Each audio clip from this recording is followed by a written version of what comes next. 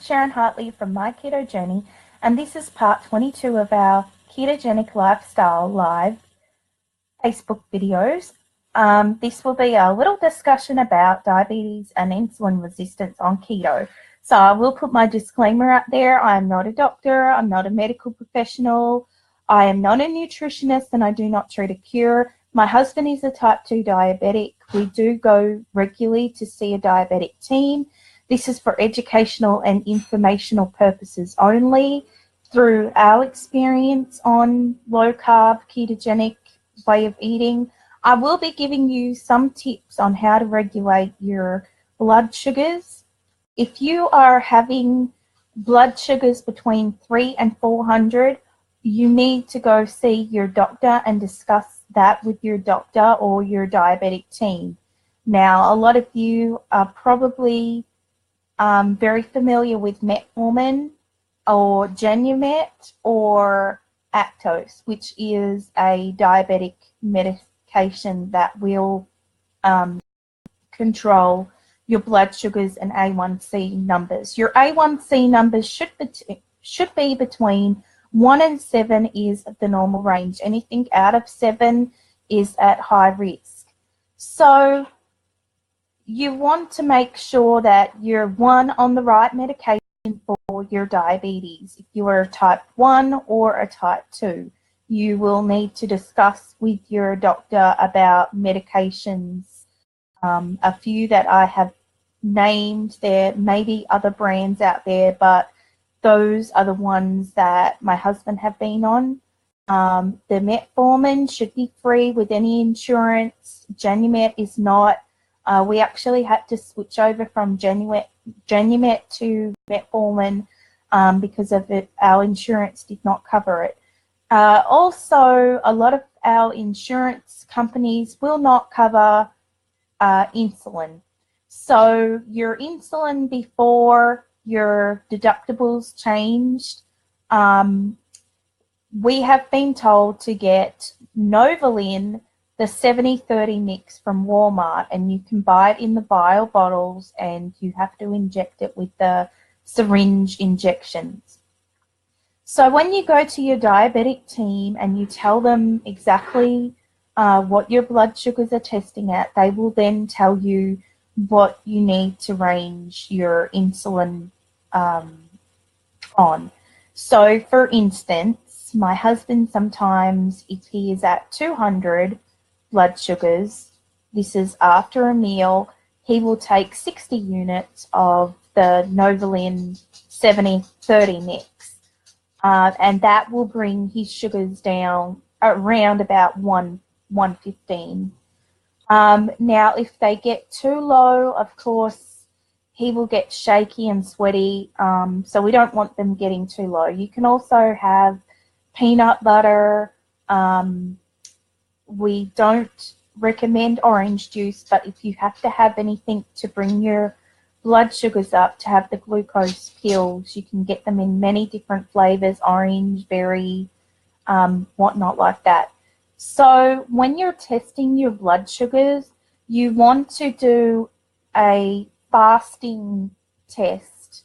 So in the mornings when you wake up, you want to check your sugars before eating, so that's your fasting number. Then if your fasting number is at, I would say if it's at about 200 or above, then you will need your insulin, whatever your doctor has recommended that you do take. So I would take that. Then when you have your breakfast, lunch, and dinner, you will then test your blood sugars 2 hours after you eat. So then you will know if you have any spikes by what you're eating. So if you have significant spikes during the day, if your blood sugars are hiking up to the higher levels, then you need to look at what you're eating. So I suggest to keep a journal of what you're eating during the day. Any artificial sweeteners, any foods that might have hidden carbs, always read ingredients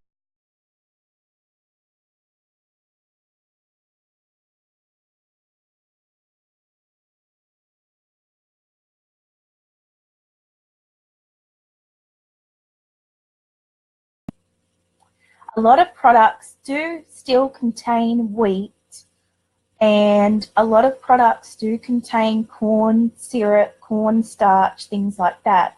So we need to stay away from those kind of foods.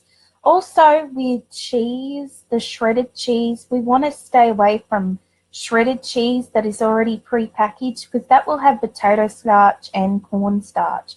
So it is best to grate your own. Now, if you're having spikes during the day, look at what you're eating, write down what you're eating, and eliminate some of those foods. So if you think it's because you're having too many sweeteners, you might be having the sugar-free chocolates, or if you're having creamers in your coffee, they too can spike your insulin.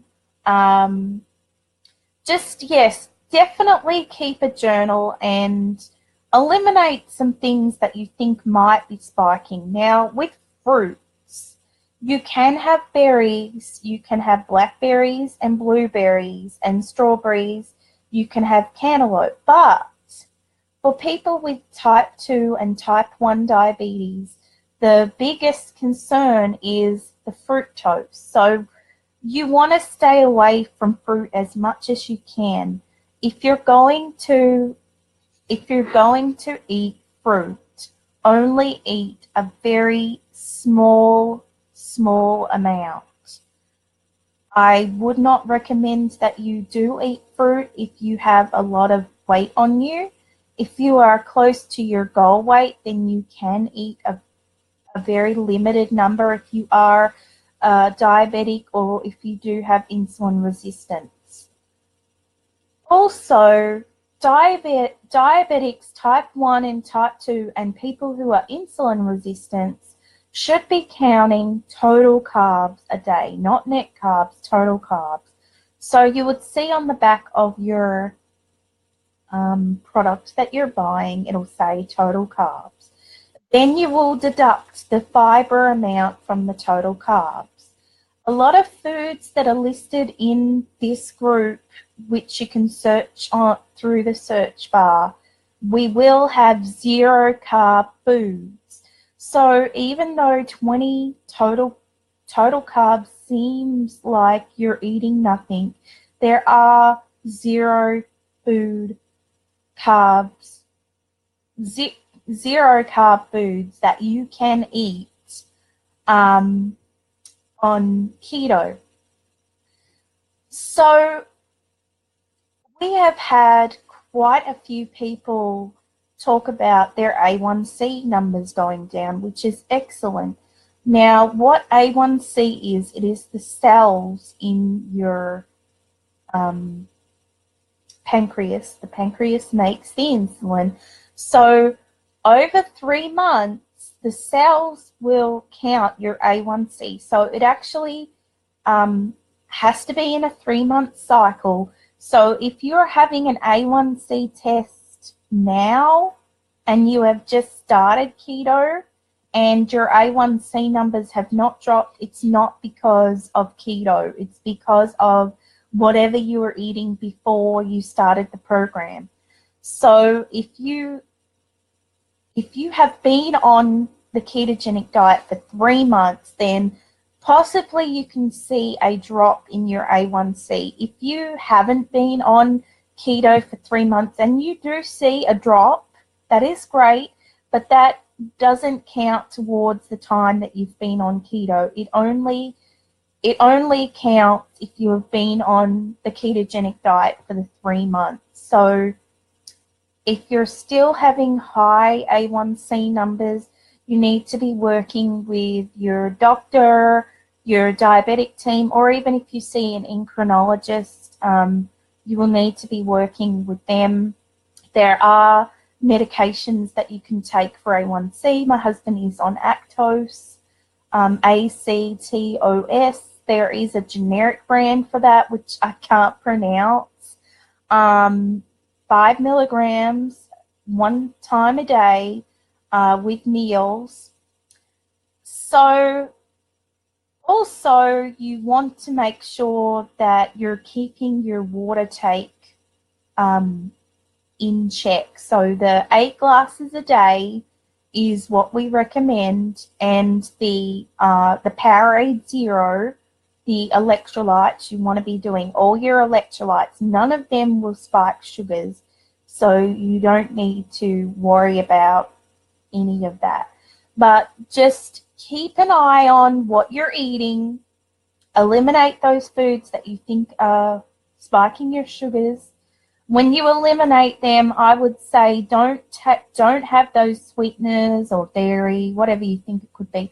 Don't have those for about 2 weeks and see if your sugars drop down without having those foods. So I hope that has helped somewhat. Like I said, just keep working with your diabetic team, with your doctor, your endocrinologist. Let them know what you're doing. Of course, a lot of endocrinologists and diabetic teams and doctors may be against the ketogenic way of eating. But if they do tell you don't eat, you can eat fruits and you can eat sugars, you can't. I mean, there is no logical way to say to a diabetic and a person who is insulin resistant to add more sugars to your problem.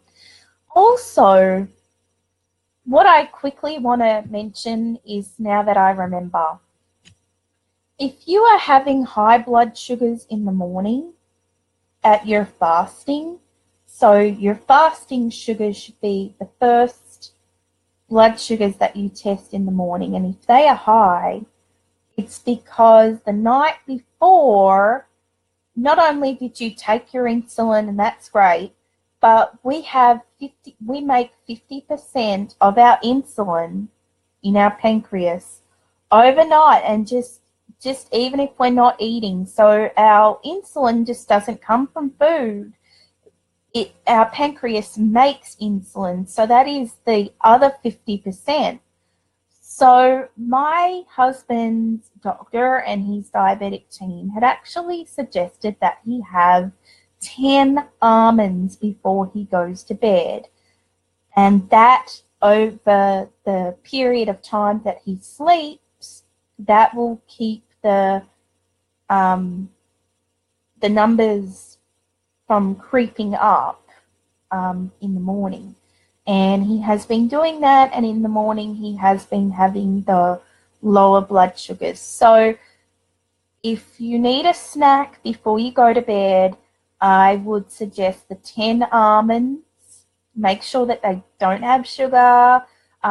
We have the all-natural organic. It doesn't have to be organic, but organic is best on keto. We have 10 of those, and his blood sugars in the morning are low. So I hope that all that information helps you somewhat.